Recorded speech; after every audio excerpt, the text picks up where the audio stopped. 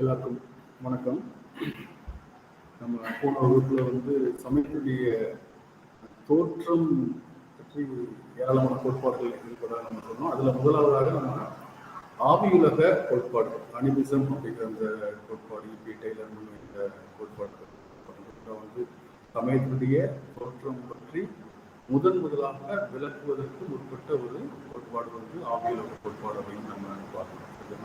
அதாவது சமயத்துடைய தோற்றத்துக்கு அடிப்படையான காரணம் ஆவி அப்படிங்கிற ஒரு கருத்தாட்டம் தான் முக்கியமானது. அதை முன் வச்சுதான் சமயங்கிறது அந்த சமயம் வழிபாடு தோன்றி இருக்கும் அப்படிங்கிறது நம்ம கொடுப்போம்.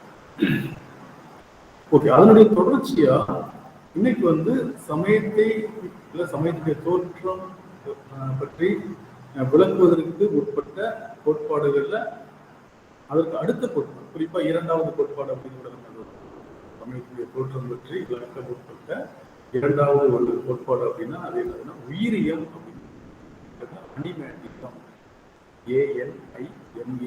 ANIMATISM animatism. தமிழ்ல உயிரியம், உயிர் சம்பந்தப்பட்ட ஒரு இந்த கோட்பாடு யாரு ப்ரொபோஸ் பண்றாங்கன்னா முன்மொழிகிறா அப்படின்னு ஆர்ஆர் மாரட் அப்படின்னு ஒரு ஆய்வாளர், டைலருக்கு அப்புறம் இபி டெய்லருக்கு அப்புறம் அந்த ஒரு ஆய்வாளர் ஆர்ஆர் மாரட். குறிப்பா ஆர்ஆர் மாரட் அப்படிங்கிறவர் யார் அப்படின்னு பார்த்தீங்கன்னா ஆக்ஸ்போர்டு பல்கலைக்கழகத்தினுடைய ஒரு மானிடவியல் பேராசிரியர், மானிடவியலாளர். குறிப்பா இபி டைலர் இருந்த போஸ்ட்ல போய் உட்கார்ந்த ஒரு இவரு இந்த கோட்பாடு பத்தி என்ன சொல்ல வர்றாரு அப்படின்னு பாத்தீங்கன்னா, அதாவது அடிப்படையில இந்த கோட்பாடு அப்படின்னா என்னன்னு சொல்றாருன்னா, உயிர்ப்பு சக்தியின் அடிப்படையில் நிலவக்கூடிய நம்பிக்கையை உயிரியம் அனிமேட்டிசம், அதாவது உயிர்ப்பு சக்தியின் அடிப்படையில் நிலவக்கூடிய நம்பிக்கையை குறிப்பிட்டு முன்வைக்கிறார்.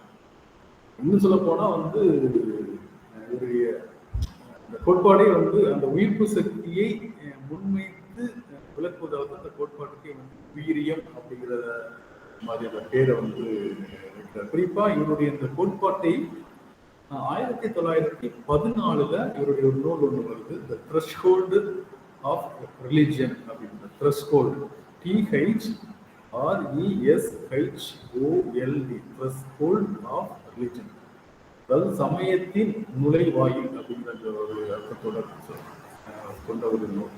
இந்த நூல்ல தான் முழுக்க ஆர்ஆர் மாரட் தன்னுடைய சமயம் குறித்து முன்வைத்த அந்த கருத்துக்களை இந்த நூல்ல ஆர்ஆர் மாரட் அப்படிங்கிறவரு இந்த கோட்பாட்டை எங்க இருந்து முன்வைக்கிறார் அப்படின்னு நீங்க பாத்தீங்கன்னா, மெலனீசிய மக்கள் அப்படின்னு ஒரு தீவில் இருக்கக்கூடிய ஒரு மக்கள் இருக்கிறாங்க. அந்த மக்கள்கிட்ட இருந்த ஒரு நம்பிக்கையை அடிப்படையாக வைத்துதான் இந்த கோட்பாடு.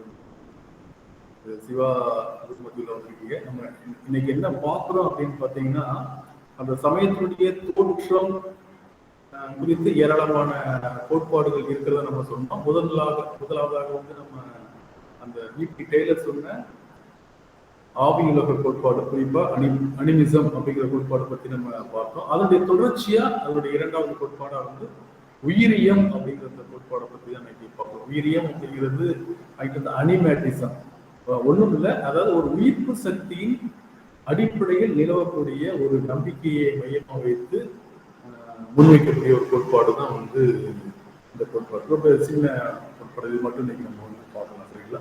ஸோ இந்த கோட்பாட்டை முன்வைக்கக்கூடிய ஆய்வாளர் யார் அப்படின்னா ஆர்ஆர் மாரட் அப்படின்னு ஒருத்தங்க. இவங்க ஆக்ஸ்போர்ட் யூனிவர்சிட்டியினுடைய பேராசிரியர். குறிப்பா இபி டெய்லர் இடத்துல போய் இருந்தவர், அவருடைய அடுத்த நம்பர், அவருடைய பதவியை ஏற்றவர் அப்படின்னு கூட நம்ம சொல்லலாம். குறிப்பா என்ன சொல்ல போனா, ஆவியுலக கோட்பாட்டு ஏற்காமல் புதிய கோட்பாடை முன்வைக்கக்கூடிய ஒரு நபராக நம்ம இருக்கிறத பார்க்கலாம். இந்த கோட்பாட்டை மிக முக்கியமா அவருடைய புத்தகத்தின் மூலமா தான் சொல்றார். த்ரெஷ்ஹோல்ட் ஆஃப் ரிலிஜியன் அப்படிங்கிற ஒரு நூல், அதான் 1914 ஒரு புத்தகத்துல முன்வைக்கிறார். ஒரு சின்ன அறிமுகம் இருக்காரு, இதுதான் நம்ம பேசுகிறோம். ஓகே, இந்த கோட்பாட்டை வந்து இவர் எப்படி விளக்குறார் அப்படின்னு பாத்தீங்கன்னா, இவருடைய ஆய்வு அப்படிங்கிறது இல்லைன்னா ஆய்வு பகுதி இல்லைன்னா ஃபீல்டு ஏரியா அப்படின்னா எது அப்படின்னு பாத்தீங்கன்னா, மெலனீசிய மக்கள், அதாவது மெலனீசிய தீவு பகுதியில வாழக்கூடிய ஒரு பழங்குடி மக்கள்கிட்ட வந்து இவருடைய ஆய்வை வந்து முன்வைக்கிறார். அந்த மக்கள்கிட்ட வந்து மனா அப்படின்னு ஒரு நம்பிக்கை ஒன்று இருக்கிறத வந்து அவர் பார்க்கிறார். ஸோ அந்த மனா அப்படிங்கிற நம்பிக்கையின் அடிப்படையில் தான் வந்து இந்த கோட்பாட்டை வந்து அவர் உருவாக்குறார். அதனால இந்த கோட்பாட்டுக்கு பேர் இன்னொன்று மனா கோட்பாடு, ஆங்கிலத்தில் வந்து மனாயிசம் அப்படின்னு சொல்றாங்க. MANAISM, மனாயிசம், அதாவது மனா கோட்பாடு அப்படிங்கிறது. ஆரம்பத்தில் கொஞ்சம் உங்களுக்கு விளங்காத மாதிரி இருக்கு, போக போக ஈஸியா புரியும் நம்மளுடைய உதாரணங்களோட நம்ம பார்க்கும்போது. சரிங்களா? ஸோ இந்த கோட்பாடை முன்வைத்து சொல்றதுனாலதான் வந்து மனா கோட்பாடு இல்லைன்னா மனாயிசம் அப்படிங்கிறது நம்ம சொல்றோம். மனா அப்படின்னா என்னது அப்படின்னு அர்த்தம். மனா அப்படிங்கிறது வந்து ஒரு மெலனீசிய சொல். அதாவது இந்த சொல்லுக்கான தமிழ் அர்த்தம் அப்படின்னா என்னதுன்னு பாத்தீங்கன்னா, உயிர்ப்பு தன்மையுடைய ஒரு ஆற்றல் அப்படின்னு சொல்றாங்க. உயிர்ப்பு தன்மையுடைய ஒரு ஆற்றல். இன்னும் சொல்ல போனா இந்த கோட்பாட்டை முன்மொழிந்தவங்க, ஆதரிக்கிறவங்க யார் அப்படின்னா ஆவியுலக கோட்பாடு. E.P. டெய்லர் பேசினார்லாம், எல்லாத்துக்கும் அடிப்படை வந்து ஆவின்னு ஒண்ணு இருக்கு, இந்த ஆவி தான் எல்லாத்தையும் செயல்படுத்துது அப்படின்னு நம்ம பார்த்தோம்ல. அந்த மாதிரியான அந்த ஆவியுலக கோட்பாட்டின் மீது யாருக்கெல்லாம் நம்பிக்கை இல்லையோ அந்த மக்கள் எல்லாம் இந்த மனா கோட்பாட்டின் மீது நம்பிக்கை கொண்டவர்களாக இருக்கிறத வந்து இவர் மாரட் வந்து முன்வைத்தார்.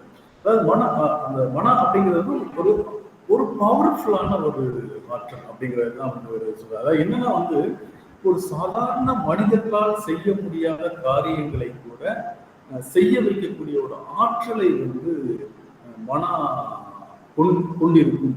உதாரணத்துக்கு நம்ம இருக்கிறோம் இல்லை, நம்மளால ஒரு 50 கிலோ வந்து சாதாரண ஒரு தூக்க முடியும் அப்படின்னா ஒரு 250 கிலோ நம்மளால தூக்க முடியுமா? தூக்க முடியும். இப்போ இது அதெல்லாம் பெரிய பெரிய பூதங்கள் அப்படிலாம். இப்போ கூட நம்ம சில பெரிய பெரிய வெயிட்டு பாறாங்கள், பெரிய பாறைகள் அப்படின்னா இருக்குதுன்னா இது எப்படி இங்க மேல கொண்டு தூக்கி வச்சிருப்பாங்கன்னா சில கதைகள்லாம் சொல்லுவாங்க. இது அந்த காலத்துல பூதங்கள் தான் மேல கொண்டு தூக்கி வச்சிருக்கோம் அப்படின்னு சில நம்ம புராண கதைகள்லாம் நமக்கு சொல்ல கேட்டிருக்கோம். ஸோ இது மாதிரி சில விஷயங்களை வந்து சில நாள் மட்டும்தான் செய்வோம். அதாவது குறிப்பா இன்னும் மனித ஆற்றல்னு ஒண்ணு இருக்குல்ல, நம்ம மனிதனுக்கு வந்து ஒரு குறிப்பிட்ட, ஆனாலும் அதை மீறிய செயல்களை ஒரு மனிதர்கள் செய்யறாங்க அப்படின்னா அதுக்கு காரணம் அந்த மனிதர்களுக்கு உள்ளார இந்த மனா அப்படிங்கிற ஒரு ஆற்றல் இருந்து செயல்படுது அப்படிங்கிறத வந்து நம்புறாங்க. ஸோ அது என்னன்னா வந்து மனித சக்திக்கு அப்பாற்பட்டது. இந்த மன ஆற்றலை அவங்க சொல்லும்போது சொல்றாங்கன்னா மனித சக்திக்கு அப்பாற்பட்டது அப்படிங்கிறாங்க.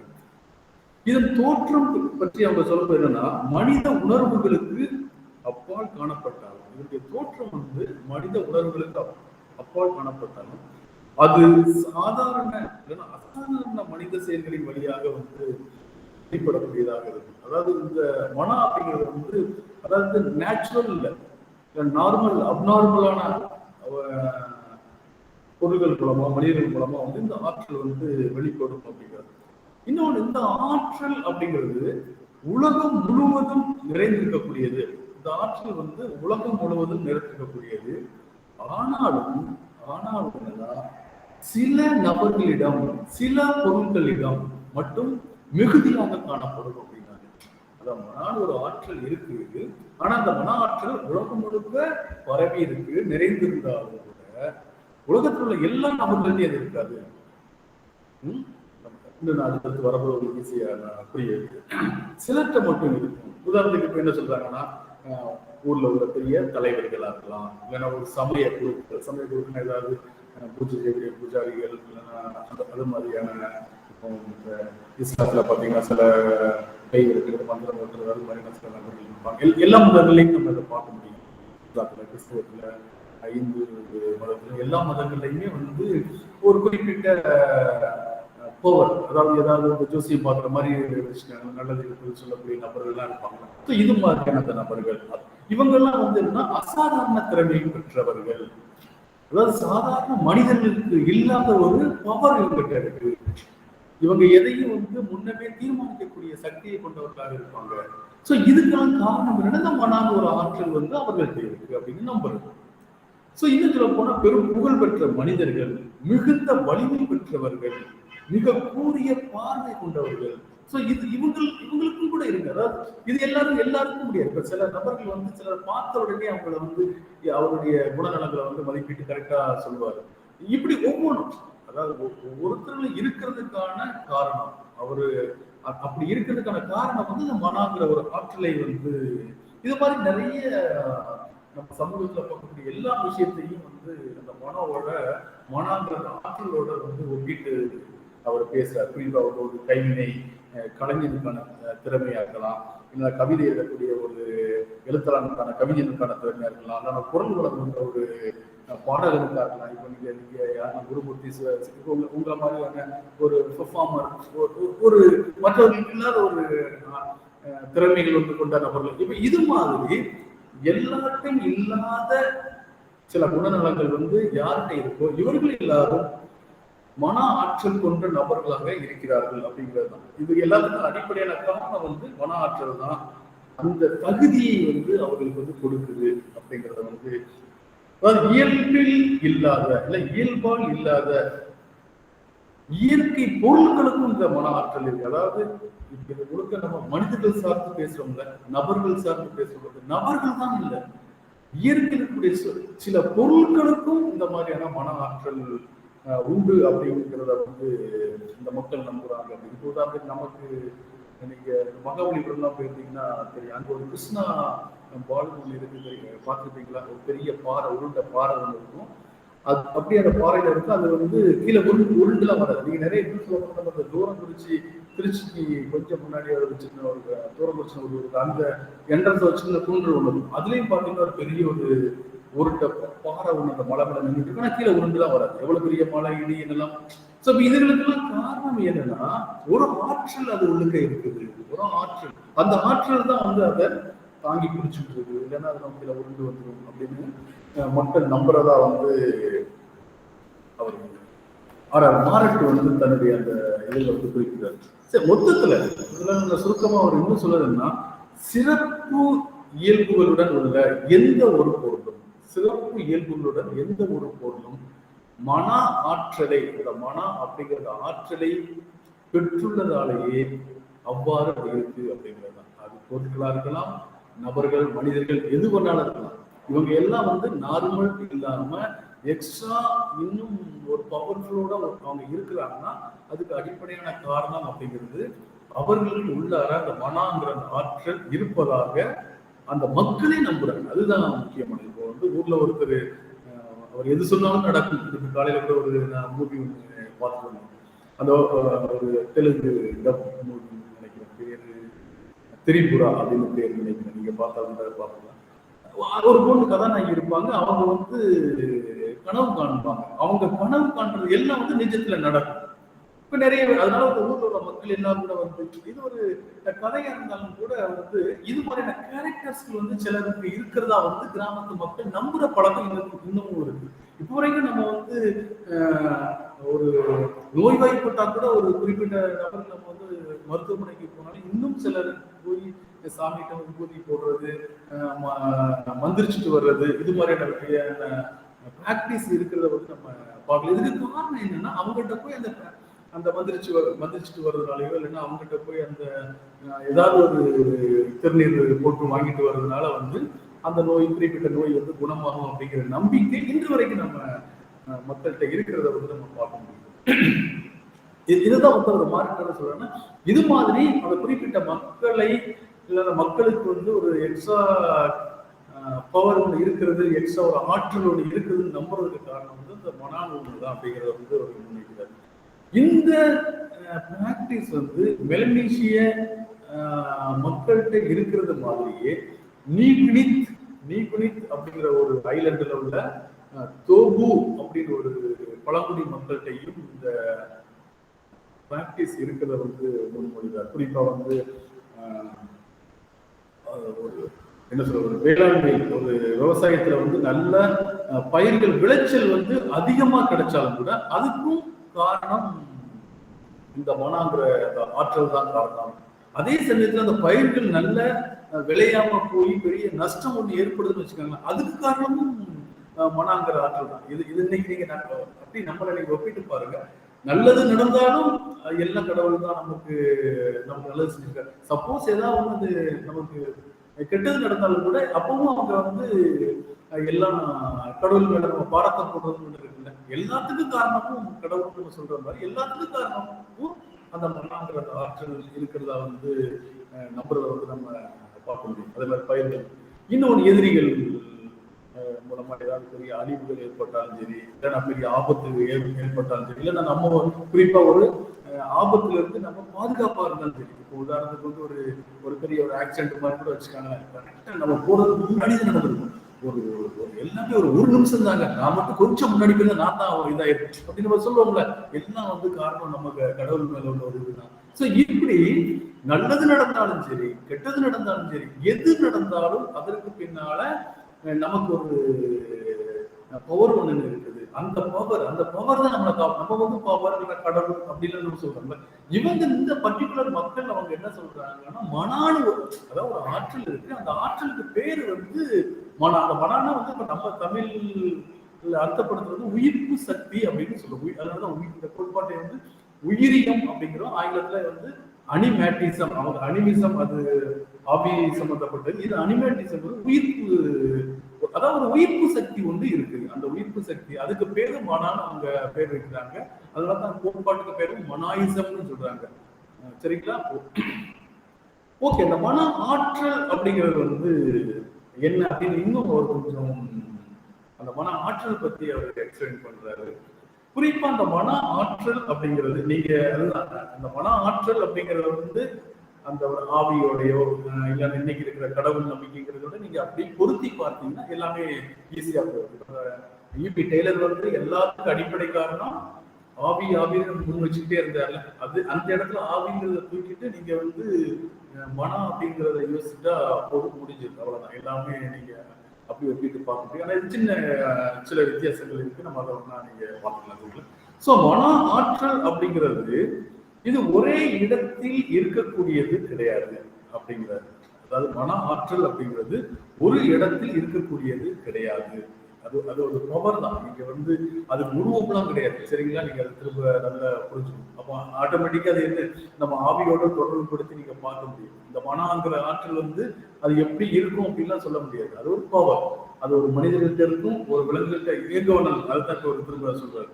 மன அப்படிங்கிற அந்த ஆற்றல் ஒரே இடத்தில் இருக்கக்கூடியது கிடையாது. இது ஒருவரிடம் இருந்து விடுபட்டு மற்றவருக்கு செல்லும் தன்மை கொண்டதாக இருக்கு அப்படிங்கிறது. இப்போ மனம் அப்படிங்கிறது, இப்போ ஒரு ஆற்றல் எனக்கு இருக்குன்னு வச்சுக்காங்க. இப்போ நான் வந்து வரக்கூடிய நல்லது கெட்ட விஷயங்களை வந்து நான் என்னால கணிச்சு சொல்ல முடியுங்கிற ஒரு பவர் என்கிட்ட இருக்குது. அப்படி இருக்குதுன்னா இந்த மனங்கிற ஒரு ஆற்றல் மட்டும் இருக்கு. உதாரணத்துக்கு வந்து கிராமங்கள்ல வந்து இந்த மாதிரி மந்திரம் சொல்றது, என்ன சொல்றது, அதாவது இந்த சாமியாடி, இந்த சாமியாடின்னு கூட நீங்க வச்சுக்கோங்களா, பூஜை செய்யக்கூடிய பூசாரி, இந்த மாதிரியான இவங்கெல்லாம் வந்து கிராமத்துல இருக்கிற மற்ற நபர்களை விட எக்ஸ்ட்ரா அவங்கள்ட்ட வந்து அவங்க சாமி சம்பந்தப்பட்ட விஷயங்கள் மட்டும் அவங்க பார்த்துக்குவாங்க. அது மாதிரியான நபர்களை வந்து நீங்க ஒப்பிட்டு பார்த்துக்காங்க. இன்னும் சொல்ல போனா இந்த நபர்கள் வந்து சாமி வந்து அருள் அவங்க மேல மட்டும்தான் வரும். இப்ப இந்த கிராமங்கள்ல கோவில் திருவிழா நீங்க நடக்கும்போது சாமி ஆட்டம் வந்து எல்லாரும் சாமி ஆட மாட்டாங்க. அந்த சாமியினுடைய அருள்னு சொல்லுவாங்க. இப்ப உங்களுக்கு அது புரியும் நினைக்கிறேன். சாமி அருள் வந்து தானே ஆடுவாங்கல்ல. இப்ப நம்ம வந்து கருப்பசாமி, ஏண்டிக்கு எங்க பகுதியெல்லாம் வந்து சுடல சாமி அப்படின்னு எல்லா சாமியினுடைய ஆடுறாங்க. என்னன்னா அந்த குறிப்பிட்ட தெய்வத்தினுடைய அருள் அந்த சாமி ஆடக்கூடிய நபர் உடலுக்குள்ள புகுந்து அவங்க வந்து ஆடுவதாகத்தான் நம்ம நம்புறோம். சரிங்களா? சோ இப்போ இந்த சாமி ஆடிகள் இப்ப அந்த சாமி ஆடி சப்போஸ் இறந்து போறாருன்னா உடனடியே அந்த தெய்வம் வந்து இன்னொரு குறிப்பிட்ட நபருடைய உடலுக்குள்ள வந்து இப்படி போகுது. எல்லாருக்குமே அது போகாது. இன்னும் சொல்ல எந்த சாமியாடி உடம்புக்குள்ள அந்த தெய்வத்துடைய அருள் வருதோ அவங்க வந்து சுத்தமா இருக்கிறது, அந்த விரதம் இருந்து அந்த கோவில் நடவடிக்கையில வந்து பங்கெடுத்துக் கொள்றது அப்படிங்கிற விஷயங்களை நம்ம பார்த்துருக்கோம். சரிங்களா? ஸோ இந்த அந்த பர்டிகுலர் பண்பு இருக்குல்ல, அந்த பர்டிகுலர் பண்பு வந்து அப்படியே சிலருக்கு வந்து சொல்லணும் குடும்பமா கூட வரும். இது எங்க தாத்தா ஆடினாரு, சிலர் அதுக்கப்புறம் அவங்க அப்பா அம்மாவுக்கு வந்து இந்த சாமி வராம கூட போயிருந்துக்கலாம், அவர் வேறையா இருக்கு. அதுக்கப்புறம் பார்த்தா அவருடைய பேர குழந்தையா இருக்கக்கூடிய பையனும் பொண்ணுக்கும் அவங்க கேட்டவங்க இது வந்து இது அவங்க தாத்தா இந்த சாமி தான் ஆடுனாங்க, அதனால வந்து அப்படி அவங்க பேரனுக்கு வந்து இந்த சாமி ஆடுறாப்புல. இது மாதிரி நம்ம கிராமத்துல சொல்றதை வந்து நம்ம பார்ப்போம். ஸோ அப்போ ஒரு எப்படி ஒரு சாமியினுடைய அருள் வந்து ஒரு குறிப்பிட்ட நபர்ல இருந்து இன்னொரு நபருக்கு டிரான்ஸ்ஃபர் ஆகி போகுதுன்னு நம்ம நான் சொல்றது இன்னைக்கு இந்த பிராக்டிஸ் எப்படி ஒரு நம்பிக்கை இன்னைக்கு இருக்குது. இதை போலதான் இந்த மலேசிய 19 பீரியடுகளே வந்து அவங்க இவர் மேரட் வந்து அந்த மக்கள்கிட்ட ஸ்டடி பண்ணியிருக்காரு. ஸோ அப்போ அந்த மன அப்படிங்கிற ஆற்றல் வந்து இப்படி ஒரு நபரிடமிருந்து இன்னொரு, அதாவது ஒரு ஒன்றிலிருந்து இன்னொன்று இருக்கு, அந்த ஒன்றிலிருந்து இன்னொன்றுக்கு விடுபட்டு செல்வது அப்படிங்கிறது ஒன்றுங்கிறது வந்து மனிதர்களா இருக்கலாம், பொருட்களா இருக்கலாம், தாவரங்கள், விலங்குகள், எதுவராக இருக்கலாம். அதுதான் சொல்றாங்க, அதாவது ஒருவரிடம் இருந்து விடுபடுவது மற்றவருக்கு செல்லும் தன்மை கொண்டது அப்படிங்கறத வந்து நம்ம சமயடிகள் அப்படிங்கிறது வந்து மனிதர்களுக்கு மனிதர்களுக்கு மட்டுமே என்ன சொல்றது டிரான்ஸ்ஃபர் ஆகி போகக்கூடிய ஒரு பண்பு. ஆனா இந்த மனாந்த ஆற்றல் அப்படி இல்லை. குறிப்பா இந்த ஆற்றல் வந்து மனிதர்களிடம் இருந்து மனிதர்களுக்கும் செல்வதும் என்கிட்ட இருக்கக்கூடிய இந்த ஒரு கேரக்டர் இருக்குல்ல, இந்த பண்பு வந்து அப்படி இன்னைக்கு அது உங்கள்கிட்டயும் டிரான்ஸ்ஃபர் ஆகி வரலாம். அதே மாதிரி என்கிட்ட இருக்கக்கூடிய இந்த பண்பு வந்து அப்படின்னு ஒரு பொருளுக்கும் மாறி போகலாம். அதே மாதிரிதான் மனிதனிடம் இருந்து அந்த பொருள்களுக்கும், அதே மாதிரி அந்த பொருட்களிடம் இருந்தும் மனிதனுக்கு சில உதாரணத்துக்கு இந்த பேய் பிடிக்கிறது அப்படிங்கிறத நம்ம பார்த்துப்போம். குறிப்பா சில பகுதிகளில் வந்து பேய் பற்றிய நம்பிக்கைகள் கிராமங்கள்ல நிறைய இருக்கும். சில மரங்கள் யாராவது தூக்கு போட்டு சத்துக்கலாம், சில கிணத்துல விழுந்து தற்கொலை பண்ணி இறந்து போயிருக்கலாம். அந்த இடங்கள்லாம் வந்து அவர்களுடைய ஆவி இன்னும் சுத்திக்கிட்டே இருக்கு அப்படிங்கிற நம்பிக்கை வந்து நம்ம கிராமப்புறங்கள் இருக்கிறத நம்ம பார்த்துருக்கோம். அப்ப என்ன ஆகுதுன்னா அந்த குறிப்பிட்ட இடத்துல அதுலயும் குறிப்பும் வயசு பொண்ணுங்க, வயசு பசங்க, இந்த மாதிரி சின்ன வயசு பசங்க போகும்போது இமிடியேட்டா அந்த ஆவி வந்து இவங்களை பிடிச்சிடும் அப்படிங்கிற நம்பிக்கை நமக்கு இருக்கு. அப்ப இதை வந்து நீங்க இதோட ஒப்பிட்டு பாருங்க. அப்ப அந்த ஒரு குறிப்பிட்ட மரத்திலேயோ இல்ல குறிப்பிட்ட ஒரு கிணத்துலயோ ஒரு ஆவி இருக்கிறத நாங்க நம்புற அந்த மக்கள் அந்த ஆவி அந்த பகுதியில் போட்டு இந்த பையனோ பொண்ணு மேலையும் மாறி உள்ள வந்தது. அப்ப என்ன ஆகுதுன்னா வந்து ஒரு பொருள் மேலை ஒரு பொருள் அது பெரிய மரமா இருக்கலாம், கட்டையா இருக்கலாம், பாறையா இருக்கலாம், ஏதாவது ஒரு இடங்களா இருக்கும். பேய்கள் ஒரு குறிப்பிட்ட ஒரு இடத்துல இருக்கிறதா மட்டும் இல்லை, எதுக்கு வளரதான் சொல்லுவாங்க. பனை மரம் சொல்லலாம், வேப்ப மரம், தென்னை மரம், இல்லைன்னா ஒரு பெரிய குட்டை, இல்ல பெரிய கிணறு இருந்து அப்படியான ஒரு இயற்கையான ஒரு இடத்துல இருந்து மனிதர்களுக்கும் அது பரவக்கூடிய தன்மை கொண்டது இன்னைக்கு உள்ள பிராக்டிஸ். அதே மாதிரி ஒன்று சொல்றாங்க, மனிதர்களிடமிருந்து மனிதர்களுக்கும், மனிதர்களிடமிருந்து பொருட்களுக்கும், அதே மாதிரி பொருட்களிடமிருந்து மனிதர்களுக்கும், அதே மாதிரி பொருட்களிடம் இருந்து இன்னொரு பொருட்களுக்கும் மாறும். பொருட்களிடம் இன்னொரு இடத்துல, அதாவது குறிப்பிட்ட அந்த இடத்துல ஒரு சக்தி இருக்குன்னு நம்பி அந்த இடத்தை வணங்கிக்கிட்டே இருப்பாங்க. ஒரு கட்டத்துல என்ன ஆகுதுன்னா அந்த இடத்துல சக்தி போயிருச்சு அப்படின்னு சொல்லுவாங்க.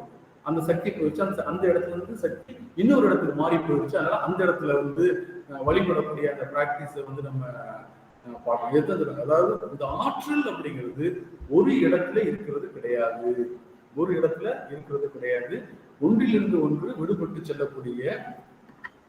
ஓகே, இந்த ஆற்றலுடைய பவர் என்ன அப்படின்னு சொன்னா, இந்த ஆற்றலை பெற்றுள்ள பொருட்களோ, இந்த ஆற்றலை பெற்றுள்ள பொருட்களோ இல்ல மனிதர்களோ வெவ்வேறு நிலைகளில் தனித்தனி சிறப்புகளை பெற்றவர்களாக இருப்பார்கள். வேறு நிலையில் சிறப்புகளை பெற்றவர்கள். ஆனாலும் இன்னொன்னு என்ன சொல்றாங்க, அந்த மன ஆற்றலினுடைய ஓவரால் பண்புகள்ல வந்து பெரிய அளவுல வேறுபாடு இருக்காது. அது யார் யார்கிட்ட போய் இருக்குதோ அதுக்கு தகுந்த மாதிரி அந்த ஆற்றல வந்து வேறுபாடு இருக்கும். கொஞ்சம் நல்ல கவனமா கவனிக்க புரிஞ்சுக்கீங்க. அதாவது உதாரணத்துக்கு அந்த எக்ஸாம்பிள் சொல்லும் போது, ஒரு ஆற்றல் வந்து ஒரு பெரிய சமூக தலைவர்கிட்ட போய் இருக்குன்னு வச்சுக்காங்க அந்த மன ஆற்றல். அப்ப அந்த சமூக தலைவர் வந்து அவருடைய கேரக்டர்கள் என்னவா இருக்குமோ அது கொஞ்சம் எக்ஸ்ட்ரா கூட்டி காட்டும். அப்ப அந்த இடத்துல அந்த மன ஆற்றல் எப்படி செயல்படுது, அதுக்கு தகுந்த மாதிரி செயல்படுது. இதே இன்னும் ஒரு அந்த மன ஆற்றல் வந்து ஒரு பெரிய போர் வீரன் கிட்ட போகுதுன்னு வச்சுக்கோங்களேன். அப்போ அந்த இடத்துல அந்த ஆற்றல் அவனுக்கு எப்படி இருக்கு, ஒரு வீரனுக்கு நார்மலா எவ்வளவு பவர் இருக்குமோ அதை விட எக்ஸ்ட்ரா ட்ரிபிளான அளவு பவர் வந்து அந்த வீரன் இருக்கு. ஒரு அரசன், இப்படி ஒரு சமய குருக்கள், இப்படி எந்த நபர்கள்ட்ட இந்த மனா அப்படிங்கிற ஆற்றல் வந்து குடிகொண்டிருக்கோ இல்லைன்னா இருக்குதுன்னு நம்புறாங்களோ அவங்க அந்த அவர்களுக்கான கேரக்டரோட எக்ஸ்ட்ரா பவர் கொண்ட நபர்களா வந்து இருப்பாங்களே. ஓவரால் மனாங்கிற ஆற்றல் வந்து ஒரு நார்மலா இருக்கக்கூடிய ஆற்றலை விட சிறப்பு ஆற்றலை கொண்டதாக இருக்கும் அப்படிங்கிறது அந்த மார்க் முன்வைக்கக்கூடிய ஒரு மிக முக்கியமான. மொத்தத்துல இவங்க அந்த மக்கள் வந்து ஒரு தனிநபர் சார்ந்த மட்டும் இல்லை, ஒட்டுமொத்தமா சமுதாயத்தினுடைய ஏற்ற தாழ்வு, வெற்றி தோல்வி அப்படின்னு எது நடந்தாலும் அதுக்கு அடிப்படையான காரணம் இந்த மன ஆற்றல் தான் அப்படிங்கிறத இந்த மக்கள் வந்து தீர்க்கமா வந்து நம்புறாங்க அப்படிங்கிறது. இன்னும் ஒரு விஷயம் மிக முக்கியமானதை சொல்றாங்க.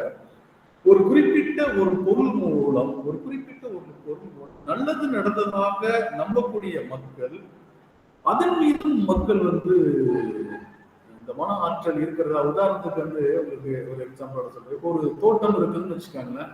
ஒரு தோட்டம் இருக்குது அப்படின்னா அந்த தோட்டம் நல்ல விளைச்சலை கொடுத்துருச்சுன்னா அதுக்கு மன ஆற்றல் இருக்குதுன்னு நம்ம நம்பினாலும், அதே சமயத்தை கூடுதலா ஒரு என்ன ஒரு நம்பிக்கை வச்சிருக்காங்க அப்படின்னா, அந்த தோட்டத்தை யாரு பயிர் செஞ்சு பாதுகாத்தானோ அந்த விவசாயி, அந்த தோட்டக்காரன் மீது ஏதோ ஒரு மன ஆற்றல் இருக்குதாக நம்புறாங்க. இப்போ உதாரணத்துக்கு ஒரு பெரிய ஒரு தோட்டத்துக்கு சொந்தக்காரங்க இருக்காங்கன்னா அவங்க யார ஒரு நபரை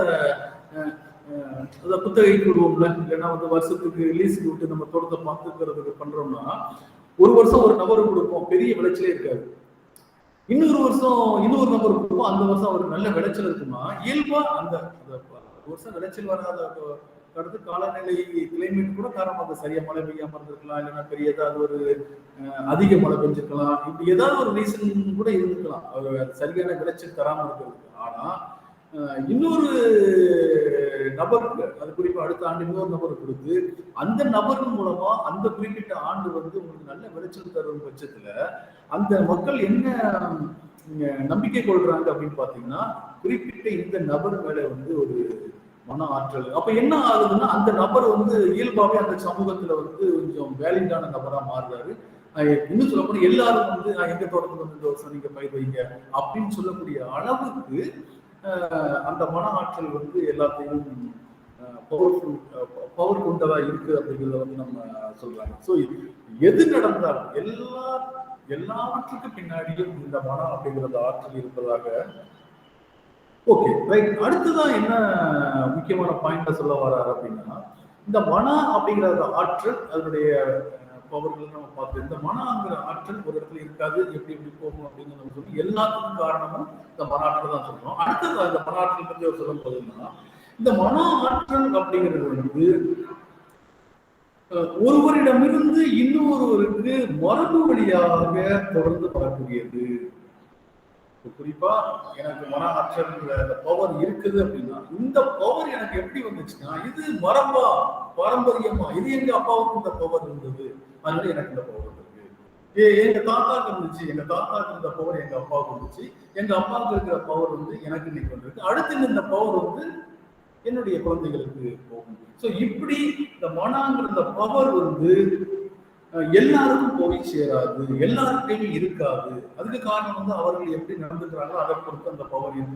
இன்னைக்கு இந்த சாமி அப்படின்னு சொல்லுவோம்ல, யாரு ஒருத்தர் சுத்தம் பண்ணி சாமி வந்து அவங்கள்ட்ட வராது, அவங்களை விட்டு வெளியே போயிடும் அப்படின்னு ஒரு நம்பிக்கை நம்மகிட்ட இன்னைக்கு வரைக்கும் இருக்கு நம்ம பார்க்கணும். ஸோ அது மாதிரி அந்த மனங்கிற ஆற்றல் வந்து மரபாக வந்து வரக்கூடியது அப்படிங்கிறத, அதே சமயத்துல வந்து இப்படி மரபா மட்டும்தான் இருக்குங்கிறது காரணம் கிடையாது, மாறி போகும் வாய்ப்பு உண்டு. உதாரணத்துக்கு அதனாலதான் வந்து குறிப்பா அந்த அரச குடிகள் அப்படின்லாம் இருக்கிறாங்க, பெரிய வசதியான ஜமீன் மாதிரி அரச குடிகள்லாம் வந்து தங்களுக்குள்ள அந்த ஒரு அந்த ஆற்றல், அந்த பவர் இருப்பதாக அவங்க நம்புறாங்க. அதனால என்ன பண்றாங்கன்னா, குறிப்பா திருமண உறவுகள் மூலமா அந்த மன ஆற்றல் வந்து ஒருவரிடமிருந்து இன்னொருவருக்கு பிரிந்து போகக்கூடியது அப்படிங்கிற நம்பிக்கையை வந்து மிக முக்கியமா வச்சிருக்கிறாங்க. அதனாலேயே கூட இவங்க என்ன செய்யறாங்கன்னா வந்து அவங்க உறவு சார்ந்து அடுத்தவர்கள்ட்ட வந்து திருமண உறவுகளை வைத்துக் கொள்வது கண்டிப்பா கிடையாது. ஏன்னா இந்த மன உறவு தங்களுடைய குடும்பத்தில் இருந்து இன்னொரு குடும்பத்தில இருந்து அவங்க திருமண உறவு வைத்துக் கொள்ளும் போது இந்த பவர் அப்படி தங்கள் குடும்பத்தை விட்டு அந்த குடும்பத்துக்கும் மாறி போயிடுச்சு. அப்படியே அது வேற ட்ராக்ல போயிருக்கும் அப்படிங்கிற நம்பிக்கையினாலையும் திருமண உறவு கூட இவருக்கு வந்து வைத்துக் கொள்வது கிடையாது அப்படிங்கிறதையும் வந்து நம்புறாங்க. இதுல குறிப்பா வந்து இந்த அரச குடும்பங்கள்ல வந்து நம்ம இதை இருக்கிறதா பார்க்கலாம். அப்புறம் இந்த ஜமீன் மாதிரியான பெரிய பெரிய குடும்பங்களை வந்து அப்படி போயிடும். அப்படி இல்லைன்னா வந்து அந்த ஆற்றல் குறைந்து விடும் அப்படிங்கிறதையாவே வந்து நம்புறாங்க. குறிப்பா வந்து இன்னைக்கும் அதை இந்த நம்பிக்கை கொண்ட சில மக்களை வந்து அவர் குறிப்பிடுறாரு. பெரு அப்படின்ற ஒரு சமூகம், இன்கா, கபாய், எகிப்திய அரச குடும்பத்தினர்கள், குறிப்பா வந்து அகமன உறவு முறை கொண்ட குழுக்கள் எல்லாமே வந்து இது மாதிரியான ஒரு நம்பிக்கையை வந்து வைக்கிறார். குறிப்பா வந்து இவர்கள் தங்கள் குழுவுக்குள்ளாரே திருமண உறவு முறை வைத்துக் கொள்வதற்கு அடிப்படையான காரணமா முன்வைக்கிறது கூட தங்கள் குடும்பத்துக்குள்ள இருக்கக்கூடிய இந்த பவர், அதனுடைய பவர் குறைந்துவிடும், பவர் அடுத்த குடும்பத்திற்கும் வந்து ஈக்குவலா வந்து ஸ்ப்ரெட் ஆகி புரிந்து போயிடும் அப்படிங்கிற ஒரு நம்பிக்கையை வந்து வைத்திருப்பதாக ஒரு மார்க் வந்து முன்வைக்கிறார். சரிங்களா? ஓகே. மன ஆற்றல் பத்தி அடுத்த ஒரு முன்வைக்கிறதுனா எல்லா அறவுக்கு ஒரு பாயிண்ட் பேச சொன்னேன். திரும்ப சொல்றேன், மன ஆற்றல் எவ்வளவுக்கு எவ்வளவு பவர்ஃபுல்லானதோ, எவ்வளவு நன்மை செய்யுது நம்ம சொன்னோமோ, அதுக்கு ஈக்குவலாக அது ஆபத்தும் தரக்கூடியது அப்படிங்கிறது ஒரு பவர். அந்த மனங்கிற பவர் வந்து எவ்வளவு நன்மை பயக்கக்கூடியதோ, நன்மை தரக்கூடியதோ, அதுபோன்று அது ஆபத்தையும் விளைவிக்கக்கூடியது அப்படிங்கிறத வந்து சொல்றாங்க. குறிப்பா ஒருவனுக்கு இருக்கும் மன ஆற்றலோடு, ஒருவனுக்கு இருக்கும் மன அந்த ஆற்றலோடு தன்னை இணைத்துக் கொள்ள வேண்டும். இதுக்குதான் நீங்க நல்ல அந்த சாமியாடியோட நீங்க தொடர்பு எடுத்துப்பாங்க. சாமியாடி, சாமி ஆடக்கூடிய நபர்கள் நான் சொன்னோம்ல, இந்த சாமியாடிகளோட வந்து நீங்க அவர்களை வந்து யார் ஒருவருக்கு அந்த சாமியினுடைய அருள் வருதோ அவங்க வந்து தங்களை சாமியாடியாக அந்த ஒவ்வொரு ஆண்டு கோவில் திருவிழாவையும் அங்க வந்து சாமியாட்டம் வந்து ஆடுவாங்க. சரிங்களா?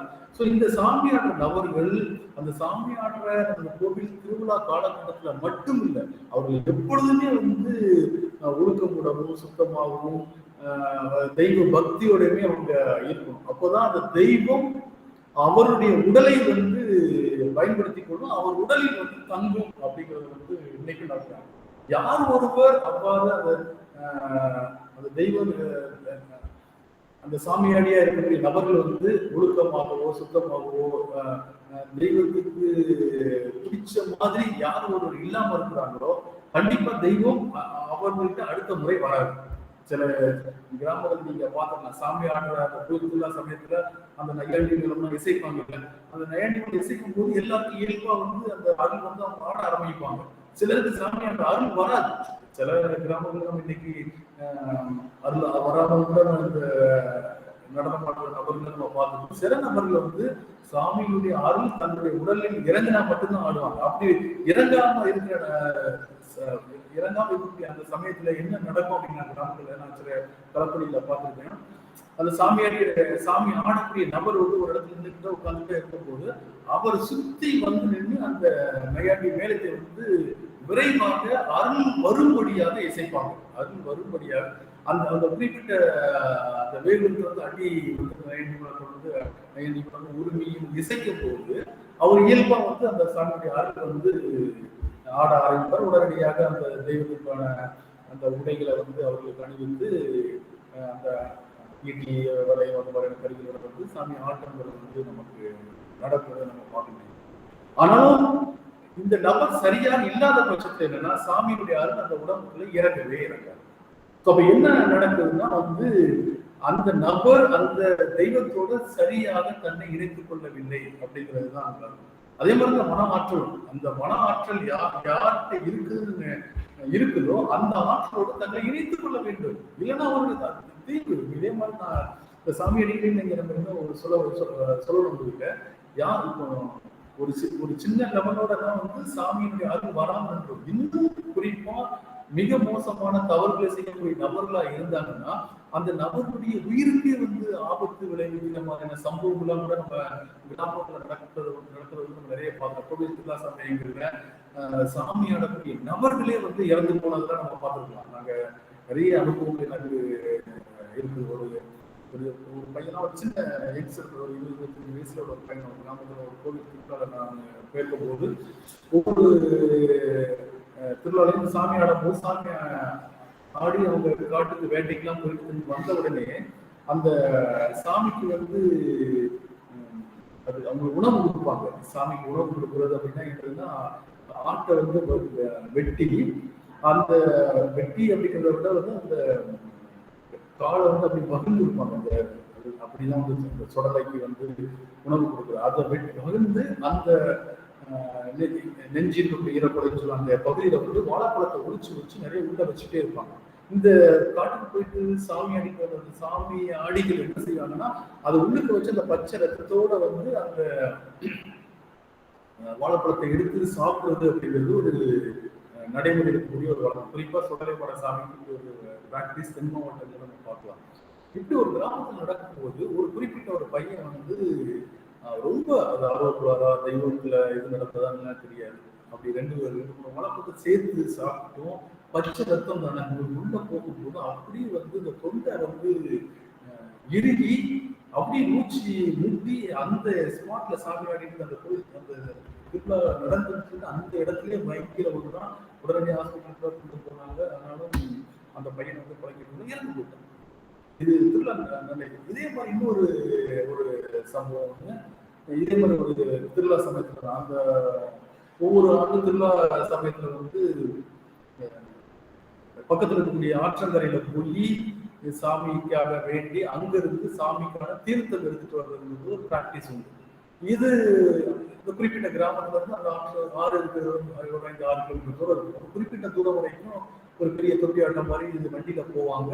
போய் ஒரு அந்த ஊருடைய எல்கை பகுதி வந்தவுடனே அதை வந்து இறங்கி அதுக்கப்புறம் மையாண்டி மேளம் எல்லாம் இசைக்க அந்த சாமியாடி வந்து ஆடி அந்த தண்ணியை வந்து தலையில வச்சு கொண்டு வந்து சாமிக்கு அந்த தீர்த்தத்தை வச்சு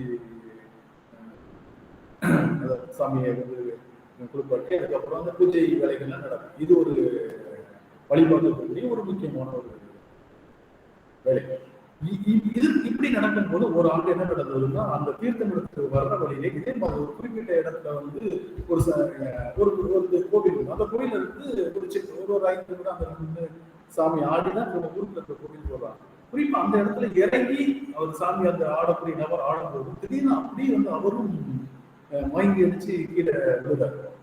விழுந்தது கொஞ்ச நேரத்துல அவரையும் பார்த்தா ஆள் இறந்து போயிட்டதா சொன்னாங்க. இப்படி எனக்கு தெரிஞ்ச ஒரு 2 கிராமங்கள்ல வந்து நான் இப்படி ஒரு சம்பவத்தை எடுத்து நான் பார்த்துருக்கேன். இந்த சம்பவங்கள் அவருக்கு பெரிய வயசுல ஒன்று அதிகம் கிடையாது. இந்த சம்பவத்துக்கு பின்னாடி உடனடியா மக்கள் சொல்வது என்ன அப்படின்னா வந்து சாமி குத்தம் அப்படிங்கிறது தான். சாமி குத்தம் அப்படின்னா அந்த இயல்பு நம்ம சொல்லலாம். அது இயல்பும் அந்த தெய்வத்தோடு தங்களை சரியாக இணைத்துக் கொள்ளாத ஒரு சூழல்ல வந்து அது ஆபத்தை ஏற்படுத்தும் சொல்றோம்ல. இது அந்த காலத்துல சொல்ற மாதிரி இன்று வரைக்கும் அப்படி ஏதாவது நடந்தாலும் கூட அது தெய்வம் நிகழ்த்திய பெரிய குற்றம், தெய்வ குற்றம் ஆயிடுச்சு. அதனாலதான் அவருடைய உயிர் பெறுகிறது அப்படிங்கிற ஒரு நம்பரை நம்பிக்கை சமீப காலம் இன்றளவும் இருக்குது. இதைத்தான் வந்து மாநாட்டம் வந்து தன்னுடைய அந்த ஆய்வுல வந்து இந்த மன ஆற்றல் எவ்வளவு நன்மை தரக்கூடியது எவ்வளவு நல்லதுன்னு நம்ம நம்புறாங்களோ எல்லாம் நினைக்கிறோம். அதுக்கு ஈக்குவலா வந்து அது ஒரு ஆபத்தை விளைவிக்கக்கூடியதாகவும் இருக்குது அப்படிங்கிறத வந்து இது குறிப்பா வந்து இந்த மெலனீசிய மக்கள் அப்புறம் இன்னும் இந்த நியூகினிக் ஐலாண்டு மக்கள் சொன்ன மாதிரி இன்னும் சில ட்ரைபல் சொசைட்டி இருக்காங்க. குறிப்பா பாலினீசிய ட்ரைபல் சொசைட்டிலையும் இந்த மாதிரியான மன ஆற்றல் இருக்கு. இது போகும் போது இன்னும்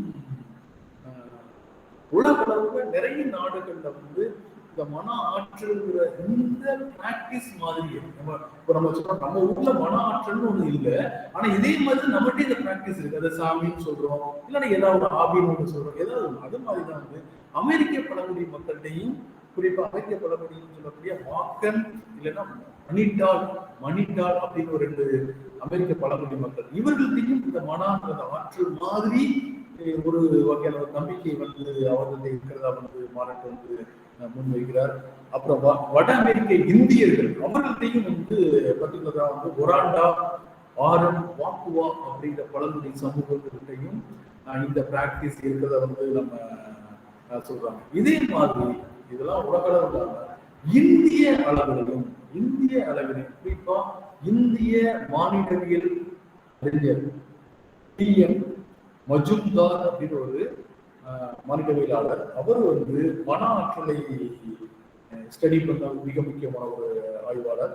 இந்த மன ஆற்றலை வந்து இவர் டி.என். மஜும்தார் என்ன பேர் சொல்லி அழைக்கிறார், ஏன்னா இந்தியாவில் இது எப்படி இருக்குது அப்படின்னு அவர் என்ன சொல்றாருன்னா போங்கோயிசம் அப்படின்னு சொல்றாரு. போங்கோ போங்கோ போங்கு பண்றோம்னு சொல்றாரு. போங்கோ, அதனால அந்த இவருடைய இந்த கோட்பாட்டுக்கு பெயர் வந்து போங்கோ கோட்பாடு அப்படின்னு கூட முன்வைக்கிறார். போங்கோ குறிப்பா எப்படி மனா கோட்பாடு வந்து ஒரு ஆபியலக கோட்பாட்டுக்கு அப்படி மாறுபட்டதுன்னு மாறட்டு முன்வைச்சாலோ, அது மாதிரி டி.என். மஜும்தாரும் என்ன முன்வைக்கிறாருன்னா இந்த போங்கோ கோட்பாடு அப்படிங்கிறது ஆபியலக கோட்பாட்டிற்கு முற்றிலும் மாறுபட்டது. ஒண்ணு இல்ல, ஆபியலக கோட்பாடுங்கிறது அடிப்படையில் ஆவிதான் எல்லாத்துக்கும் காரணம். எது நல்லது நடந்தாலும் அதை செயல்படுத்துவது ஆவியை எப்படி நம்புறாங்க, அது மாதிரி எது நல்லது இருக்கிறது எது நடந்தாலும் அதுக்கு அடிப்படையான காரணமாக அந்த உயிர்ப்பு சக்திங்கிற ஒரு மன ஆற்றலை வந்து முன்வைக்கிறார். அதே மாதிரி இவர் இந்திய அளவுல வந்து மஜும்தார் என்ன சொல்றாருன்னா போங்கோ கோட்பாடு அப்படிங்கிறாரு. சரிங்களா, ஆங்கிலத்தில் போங்கோயிசம், BAB, சரிங்களா, AB BONGAISM போங்கோயிசம் அப்படிங்கிற பேரை சொல்றாரு. போங்கோயிசம் அப்படின்னா என்ன அப்படின்னு இவர் மஜும்தார் சொல்றாருன்னா அதே மாதிரிதான் உயிர்ப்பு சக்தி கொண்டது. எப்படி மனாத்து நம்ம சொன்ன ஒரு உயிர்ப்பு சக்தி கொண்ட, அதே மாதிரி உயிர்ப்பு சக்தி கொண்டது, வடிவமற்றது, தாவரங்களுக்கும் விலங்குகளுக்கும் உயிர் கொடுக்கக்கூடியது, வளர்ச்சியை தூண்டக்கூடியது, மழை, புயல், வெள்ளம், தனி மனிதர்களிடையே காணப்படும் ஆற்றலுக்கு காரணமாக அமைகிறது. இது மாதிரி மழை, பெரிய மழை அடிக்குது, பெரிய சூறாவளி காத்து, பயங்கர வெள்ளம், இது மாதிரி ஆகுதுன்னா அதுக்கு காரணமும் இந்த ஆற்றல் தான் அப்படின்னு சொல்றது. பெரிய புயல் அடிச்சாலும், பெரிய வெள்ளம் ஏற்பட்டாலும், அதே மாதிரி பயங்கர கடும் குளிர். இப்போ நம்ம ஊர்களில் குளிரை நம்ம அனுபவிச்சிருக்க மாட்டோம். ஆனா நீங்க இதே வட மாநிலங்கள் இன்னும் இமயமலை, அதுக்கப்புறம் சைனா, ரஷ்யா மாதிரி நாடுகளுக்கெல்லாம் போனீங்கன்னா அந்த குளிரை வந்து நீங்க அனுபவிக்க, அது மாதிரி கடும் குளிர். அதே மாதிரி ஒவ்வொரு இண்டிவிஜுவல் நபர்கள், தனி நபர்கள் சொல்றாங்க, இந்த தனி நபர்களுக்கு இடையில இருக்கக்கூடிய இந்த ஆற்றலுக்கும் அடிப்படையான காரணம் அப்படிங்கிறது வந்து இந்த போங்கோ அப்படிங்கிற ஒரு ஆற்றல் தான் அப்படிங்கிறது. இவர் இன்னும் சொல்றது குறிப்பா இந்தியாவிலும் கூட கோ, முண்டர், நாக்பூர் இந்த பகுதியில் இருக்கக்கூடிய பழங்குடி மக்கள்கிட்ட வந்து இந்த பிராக்டிஸ், இந்த பழக்கம் இருப்பதை வந்து மஜும்தார் வந்து முன்வைக்கிறார். சரிங்களா, குறிப்பா இது பழங்குடி மக்கள்கிட்ட மட்டும்தான் இது இருக்குதான்னா இவர் மஜும்தார் என்ன சொல்றாருன்னா அப்படிலாம் இல்லை, இங்க இருக்கக்கூடிய எல்லா மக்கள்கிட்டையுமே. இன்னும் சொல்ல போனா எளிமையோடு சொல்றது வந்து அதிர்ஷ்டம் அப்படின்னு நம்ம எல்லாம் பேசிக்கிட்டே இருக்கோம்ல, இந்த அதிர்ஷ்டம் அப்படிங்கிறது கூட இதோட நீங்க ஒப்பிட்டு பார்க்க முடியும். எல்லாம் ஒரு நல்லது கெட்டது நடந்தாலும் எல்லாத்துக்கும் காரணம் இதுதான். இன்னைக்கு வரைக்கும் நம்ம ஒரு இடத்துக்கு போகும்போது சென்டிமெண்ட் பார்க்கறது ஒன்று சொல்லுவோம்ல, ஒரு குறிப்பிட்ட இந்த சட்டையை போட்டு போனா நமக்கு வந்து இந்த காரியம் நமக்கு நல்லது நடந்துடும். அப்ப அந்த அந்த குறிப்பிட்ட எப்படி நம்ம அந்த தோட்டக்காரங்க, இந்த குறிப்பிட்ட தோட்டக்காரனுக்குனாலதான் இந்த தோட்ட விளைச்சி முடிச்சு அந்த குறிப்பிட்ட மக்கள் நம்புறதுக்கும், இன்னைக்கு இந்த குறிப்பிட்ட சட்டையை போட்டு போனா நமக்கு இந்த இடத்துல நமக்கு நல்லது நடந்துடும், இல்ல இந்த பேனா பயிற்சியில தான் நமக்கு நிறைய மருந்து கிடைச்சிடும், பள்ளிக்கூடத்துல பிள்ளைங்க ஒவ்வொரு வயது நபர்களுக்கு சார்ந்து அந்த நம்பிக்கையில அப்படி எப்படி பார்ப்போம். குறிப்பிட்ட இந்த பேனாவை யூஸ் பண்றது, இல்லைன்னா குறிப்பிட்ட ட்ரெஸ்ஸை போட்டு போறது, இல்லைன்னா குறிப்பிட்ட இடத்துல நின்றுட்டு ஏதாவது அப்போ போன முறை நான் போகும்போது இந்த இடத்துல இருந்து வீட்டில் இந்த சாமியை நான் கூப்பிட்டுக்கலாம்னா அதனால எனக்கு போன காரியம் வந்து வெற்றியாச்சு. ஏன்னா குறிப்பிட்ட நபர்களை பார்த்துட்டு போறது, போகும்போது ஒரு அம்மாவையோ அப்பாவையோ வந்து நின்று இல்லைன்னா அவர்களை நின்று அவங்க வணங்கிட்டு போறது அப்படின்னு இப்படி ஏதாவது ஒரு நிகழ்வோட நம்ம வந்து ஒரு குறிப்பிட்ட விஷயத்தை தொடர்புபடுத்திக்கிறது. ஸோ அதுக்கு காரணம் வந்து இந்த மன ஆற்றல். அதுதான் நம்ம ஒரு இன்னைக்கு அதிர்ஷ்டம் அப்படின்னு சொல்றதோட ஒப்பிட்டு பார்க்க முடியும் அப்படின்னு சொல்றாங்க. சொல்லப்போனா அந்த அதிர்ஷ்டத்தை சொல்லப்படுறாங்க அந்த மன ஆற்றலுக்கு என்னென்ன பண்புகள்லாம் இருக்குதுன்னு சொல்றாங்களோ அந்த அனைத்து பண்புகளும் நம்ம இன்னைக்கும் பயன்படுத்தக்கூடிய இந்த அதிர்ஷ்டம் அப்படி இருக்கிறதுக்கு வந்து நம்ம பார்க்க முடியும் அப்படிங்கிறத வந்து இருக்கிறத வந்து ஸோ சமயத்துடைய தோற்றம் ஒரு சின்ன கிளான்ஸ் முடிச்சுட்டு இந்த வகுப்பை முடிச்சுக்கோ, அதுக்கப்புறம் அடுத்த வகுப்பு. ஸோ ஆவிகளின் நம்பிக்கையில் இருந்து தோன்றியது அப்படிங்கிறத வந்து ஈபி டைலர் முன்வைக்கிறாரு. அந்த கோட்பாடு பேரு ஆவி உலக கோட்பாடு. இரண்டாவது கோட்பாடு ஆவிகள் சாராத உயிர்ப்பு தன்மைன்னு ஒண்ணு இருக்குது. அந்த உயிர்ப்பு தன்மை ஒவ்வொரு மனிதர்களுக்குள்ளாரையும், ஒவ்வொரு பொருள்களுக்குள்ளாரையும், ஒவ்வொரு விலங்குகளுக்குள்ளாரையும், ஒவ்வொரு தாவரங்களுக்குள்ளாரையும் அது இருக்குது. அந்த உயிர்ப்பு தன்மை இல்லைன்னா அந்த உயிர்ப்பு தன்மைங்கிற அந்த ஆற்றல் தான் எல்லாவற்றுக்கும் அடிப்படையான காரணம். ஒரு நல்லது நடந்தாலும் கெட்டது நடந்தாலும் எது நடந்தாலும் இதை வந்து மாறட்டு முன்வைக்கிறாரு. இந்த கோட்பாட்டுக்கு பேரு உயிரியம் கோட்பாடு. ஆங்கிலத்துல அனிமேட்டிசம். அது அனிமிசம், இது அனிமேட்டிசம் அப்படின்னு. அடுத்தபடியா மேக்ஸ் முல்லர்னு ஒரு ஆள் வராரு. இவர் என்ன சொல்றாருன்னா இது இரண்டுமே காரணம் கிடையாது. இயற்கையின் ஆற்றல் மீது கொண்ட நம்பிக்கையே காரணம். அந்த அவிரோதப்பாடு பேசும்போதும் சரி, அனிமேட்டிசம் பேசும்போதும் சரி, இப்ப பெரிய பெருவெல்லாம் மழை பூகம்பம் அப்படிலாம் பேசுவாங்க. இதெல்லாம் இயற்கையோட தொடர்புனா இதுக்கு பின்னாடி வந்து இந்த குறிப்பிட்ட ஆற்றல் இருக்கு, அந்த குறிப்பிட்ட ஆர்மி இருக்கு அவங்க சொல்லி நிறுத்திட்டாங்க. ஆனா இவரு முன்னுக்கு என்ன சொல்றாருன்னா அதெல்லாம் கிடையாது. இந்த இயற்கையின் ஆற்றல் மீது கொண்ட நம்பிக்கை தான். இந்த இயற்கைக்குள்ள பவர் இருக்கு. சூரியன் வந்து அது பவர் இருக்கு. ஒரு சூரியனை வந்து பயந்த நிகழ்வு. ஸோ இந்த காரணம் தான் வந்து அடிப்படையான சமயம் தோன்றுவதற்கு அடிப்படை அப்படிங்கிறது வந்து முன்வைக்கிறார். புரியுவாங்க.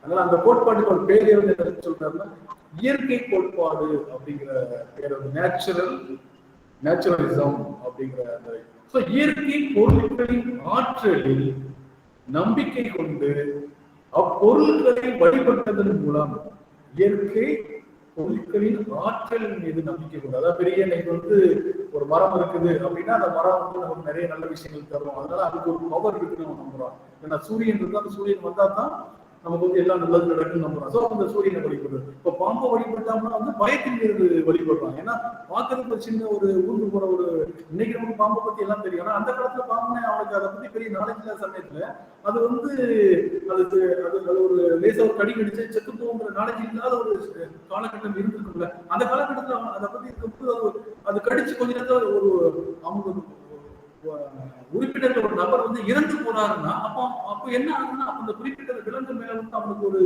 பயம் கலந்த மரியாதை வருது. அப்ப என்ன ஆகுதுன்னா அது மேல பயம், அந்த பயத்தோட என்ன பண்றோம்னா ஐயா இன்னும் எங்க குடும்பத்துல யாரையும் இந்த மாதிரி பண்ணி அதை சாகடிச்சாரு, எங்களை அவங்க உயிரை போக வச்சாருங்கிற ஒரு வேண்டுதல் ஆரம்பிக்கிறாங்க. ஸோ அப்ப என்ன ஆகுது இயல்பா வந்து அந்த பாம்பை வந்து வழிபட. ஸோ இது மாதிரி இயற்கை சார்ந்த பொருட்கள் மீது ஒரு ஆற்றல் இருப்பதாக நம்பி அதனை வந்து வழிபட ஆரம்பிக்கிற ஒரு பிராக்டிஸ் வந்து இயற்கை வழிபாடா வந்து உருவாகிறதை வந்து சொல்றாங்க. ஸோ இது மாதிரிதான் ஒரு சூரியனா இருக்கட்டும், இடியா இருக்கட்டும், மின்னல், இது மாதிரி எல்லா இயற்கையின் மீது ஒரு ஆற்றல் உள்ளது அப்படின்னு நம்புறாங்க. சரிங்களா? ஸோ தொன்மை கால மக்கள் இயற்கை பொருட்களை வழிபட்டனர் அப்படிங்கிறத வந்து எல்லாரும் ஏற்றுக்கொண்டாங்க அப்படின்னு சொன்னாங்க. ஆனா சமயத்தினுடைய தோற்றம் அப்படிங்கிறது வந்து இந்த இயற்கை வழிபாட்டில் இருந்துதான் உருவானது அப்படிங்கிறது வந்து இன்னும் ஆய்வாளர்கள் வந்து மறுத்து கொண்டே தான் இருந்தாங்க. அதாவது தொடர்ச்சியா பார்த்துட்டு வர்றது அதுதான் சமயம்னா வந்து ஒரு தெய்வம் வழிபாடு தொடர்புடையது. அந்த வழிபாடு தொடர்புடையது சமயம் வந்து பின்னாடி பிரிஞ்சு வந்து நிறைய சமயம் வழிபாடுகள் நமக்கு மாறினது. ஸோ அந்த சமயத்தினுடைய பிரிமிட்டிவ் நிலை எப்படி இருந்துச்சுங்கிறத நம்ம தெரிஞ்சுக்கிறதுக்காக தான் நம்ம வந்து ஒவ்வொன்றா நம்ம பார்த்துட்டு வரோம். சரிங்களா? ஸோ ஆரம்பத்துல ஆவி, அப்புறம் வீட்டு சக்திங்கிறது பார்த்தோம், நேச்சுரல் இதுக்கு அப்புறமா வந்து இன்னொன்று இருக்குது. இன்னொன்று வந்து இன்னும் ரெண்டு மூணு கோட்பாடுகள் வந்து மிக முக்கியமானதா இருக்கு. ஒரு பேட்டிசம் அப்படின்னு வருது, புனித பொருள், அதாவது இந்த பொருள்கள் இதை வச்சு பார்க்கறது இருக்குது. அப்புறம் வந்து ஆன்சஸ்டர் வர்ஷிப், அதான் இங்க முன்னோர் வழிபாடு இருக்குது. இது எல்லாமே நம்மகிட்ட இருக்கக்கூடியது, நம்ம ஈஸியா புரிஞ்சு நம்ம அடுத்த வகுப்பு ரெண்டுமே பார்க்கலாம். அப்புறம் மந்திரம், அப்புறம் குலக்குரிய வழிபாடு. ஸோ இதுக்கெல்லாம் வந்து அடிப்படையான காரணங்கள். இதுல இருந்துதான் சமயம் அப்படிங்கிறத வந்து தோன்றி இருக்கும் அப்படிங்கிறத வந்து நம்ம பார்க்கலாம். சரிங்களா? ஓகே, இந்த வகுப்பு நம்ம இதோட முடிச்சுக்குவோம். நம்ம அடுத்த வகுப்பு வந்து இன்னும் அடுத்து நான் ஒரு 4 நாள் லீவ் இருக்கேன். அதுக்கப்புறம் வந்து இந்த புதன்கிழமை தான் நான் என்னைக்கு வகுப்பு கொஞ்சம் ஃப்ரீயா இருக்கணும் அன்னைக்கு நான் இது மாதிரி லிங்க் அனுப்புறேன். இந்த லிங்க் வந்து நான் உங்களுக்கு அனுப்புறதுக்கு காரணம் கூட இன்னைக்கு நான் வகுப்பு இருக்குன்னு சொல்றதுக்காக தான். மற்றபடி என்னுடைய லிங்க் வந்து பெர்மனன்ட் லிங்க். நீங்க எல்லாரும் அதை பார்த்தீங்கன்னா தெரியும், ஒரே லிங்க் தான். அதனால நீங்க ஒவ்வொரு நாளும் அதுல வரலன்னா கூட அந்த டைம் டேபிள் படி பார்த்து நீங்க அதில் வந்து ட்ரை பண்ணலாம். என்னோட ஃபோன் படி கூட கேட்கலாம். புதன்கிழமை மேக்சிமம் வகுப்புக்கு நான் உள்ள வந்துருவேன். நீங்க அதில் ஏதாவது கேட்கலாம் கேட்கலாம். இல்லைன்னா இன்னொன்று ஃபீஸ் கட்டாத நபர்கள் அது அந்த தகவல் எங்களுக்கு வந்துருக்கு. அது யாரும் அதை கொஞ்சம் ஃபாலோ பண்ணுங்க. சார்லஸ், சிவா, குருமூர்த்தி, உங்களுடைய ஏதாவது ஃபர்ஸ்ட் இயர் ஃபீஸ் எதுவும் நீங்க டியூ வச்சிருக்கீங்களான்னு பாருங்க. அப்படின்னா அதை கிளியர் பண்ணுங்க. அதே மாதிரி இப்போ செகண்ட் இயருக்கான இந்த யூனிவர்சிட்டி ஃபீஸ் இருக்கும். 3 வருமே நீங்க அந்த கோட்டால வரதுனால உங்களுக்கு அது ஃபீஸ் கம்மியாக தான் இருக்கும். நீங்க அதை பார்த்துக்கோங்க. ஓகே, 3 வரும். ஏதாவது பேசுனா பேசுங்கப்பா. சார் கேக்குதா? நீங்க பேசிட்டு இருக்கீங்களா? நான் என்னோட இது ஒரு நிமிஷம், என்னோட ப்ளூடூத் கட் ஆயிடுச்சு. அதான் நீங்க பேசுறது கேட்கல. வெயிட். நான் பேசுறது கேக்குது இல்ல? நீங்க பேசுறது கேக்குது சார். என்னுடைய ப்ளூடூத் கட் ஆயிடுச்சு.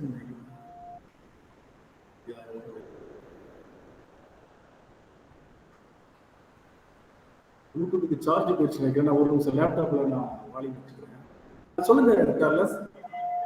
சார் ஃபீஸ் இப்போ ஃபர்ஸ்ட் இயர் ஃபீஸ் கட்டணுமா செகண்ட் இயர் ஃபீஸ் கட்டணுமா சார்? ஃபர்ஸ்ட் இயர் ஃபீஸ் கட்டிட்டு இருக்கேன். இல்ல நான் கேக்குறேன், ஃபர்ஸ்ட் இயர் ஃபீஸ்ல ஏதாவது டியூ இருந்துச்சுன்னா அதை கட்டிருங்க. அப்படி இல்லைன்னா செகண்ட் இயர்க்கான ஃபீஸ் கட்டுறது. செகண்ட் இயர் ஃபீஸ் எவ்வளவு சார்? செகண்ட் இயர் ஃபீஸும் அதே மாதிரி தான் இருக்கும். இந்த ஃபர்ஸ்ட் இயர்ல 1000 கட்டுறீங்கல்ல, அதே மாதிரி தான் இருக்கும். நீங்க இந்த லோக்கல் தானே, நீங்க ஒரு முறை வந்தீங்கன்னா உங்களுக்கு பார்த்து இது பண்ணிக்கலாம். சிவாக்கு ஃபர்ஸ்ட் இயர்ல எதுவும் டியூ இருக்குன்னு நினைக்கிறேன். அந்த செகண்ட் செமஸ்டருக்கான எக்ஸாம் ஃபீஸ் கட்டிருக்கீங்க. ஃபர்ஸ்ட் இயர் அப்ளை பண்ணிட்டேன். ஃபர்ஸ்ட் இயர் ஃபுல் ப்ளே பண்ணிட்டேன் சார். எல்லாமே பண்ணிட்டேன். இல்ல அந்த எக்ஸாம் ஃபீஸ் ஒரு 515 ரூபாய் நம்ம உண்டு இல்ல, அது ஏதோ எனக்கு வந்துட்டே இருக்குது. அப்படியே சார்? அப்படி இல்லைன்னா நீங்க என்ன செய்யுங்க, நீங்க ஃபர்ஸ்ட் இயர்க்கான நம்ம யூனிவர்சிட்டி ஃபீஸ் ஆரம்பத்துல கட்டிருப்பீங்கல்ல, ஒரு 5000 சாரி 5000 3000. அது போக வந்து ஃபர்ஸ்ட் செமஸ்டருக்கான ஃபீஸ் இருக்கும், அப்புறம் செகண்ட் செமஸ்டருக்கான ஃபீஸ் இருக்கும்.